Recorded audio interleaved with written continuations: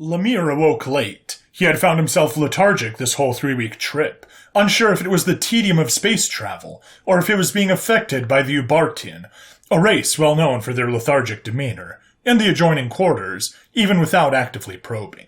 This was unlikely, but not unheard of with his people, and generally only happened with very strong inputs and very talented telepathic envoys like himself. The trip had also been quite uneventful. With such a small crew of such a domestic variety, there really wasn't anything interesting to experience.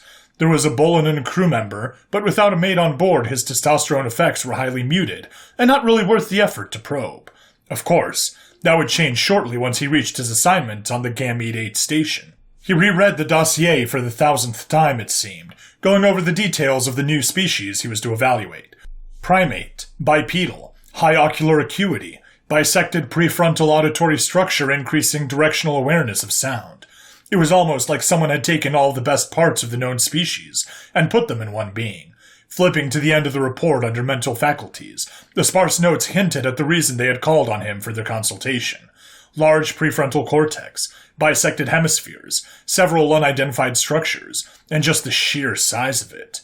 One more day and they would be there. Lemire felt a wave of sleepiness wash over him, telling him the Ubartian had returned to its quarters as sleep took him again.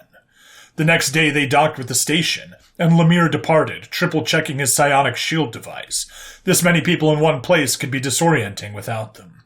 Down the gangplank into the loading docks, he was met by his escort, a pair of Karlaxian soldiers, and led deeper into the station to the embassy wing, where he would be working for the duration of his assignment. As they walked, he tried to keep himself closed off, but there was a lot going on, and even with his shield up, he caught whispers of input here and there.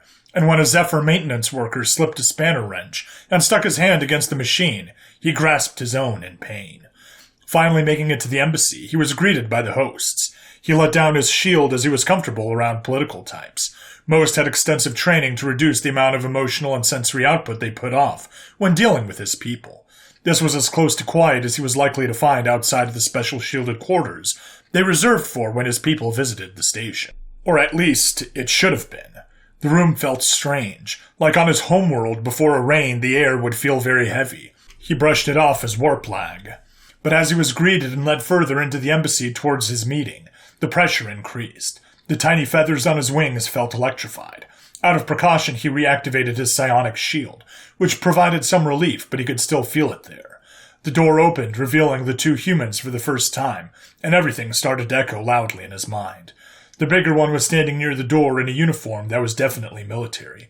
As he approached them, he felt his muscles tense and his eyes dart around the room, assessing every threat nearly instantly. In an unfamiliar fashion, before the emotion receded and the human snapped to attention. As he approached the other occupant, even through his psionic shielding, he was battered with massive amounts of information of every cultural etiquette known of himself and his escorts.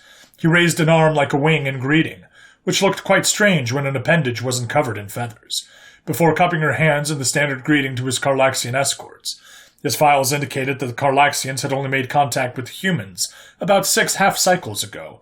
It seemed odd this one was so familiar with all their various customs, and made him wonder who was assessing who. He raised a wing in return, and they both sat at the table. He dismissed his escorts, and they closed the door behind them as they left. The one in uniform stayed standing by the door, still at attention. He lowered his shield so he could communicate, and immediately was hit by the pressure again.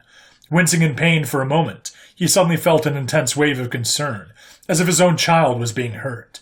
As he looked up, he saw the woman had her hand outstretched in a concerned manner. He steeled himself against the enormity of the pressure to reach out to her consciousness. Touching it was like being struck by lightning. His pupils dilated, and thousands of images fluttered across his mind. He saw himself through her eyes, every feather detailed in colors he had never experienced before, with an impossible amount of vibrancy. The clock on the wall made a ticking noise that told him it was on his left. He wasn't even aware it was making any noise before. And the smell of her perfume put every scent he had ever smelled to shame and filled his mind in an overwhelming sensation before his vision faded to black. He woke sometime later, opening his eyes to the dull gray room. There was a nurse nearby, but as she spoke to him, she seemed so far away he could barely hear her. There were flowers on the table by the bed, their colors muted and their scent undetectable. He was unsure what had happened after he had passed out. The nurse wiped a small trickle of blood away from the olfactory slit in his beak, but he was sure of one thing. He needed another hit as soon as he could.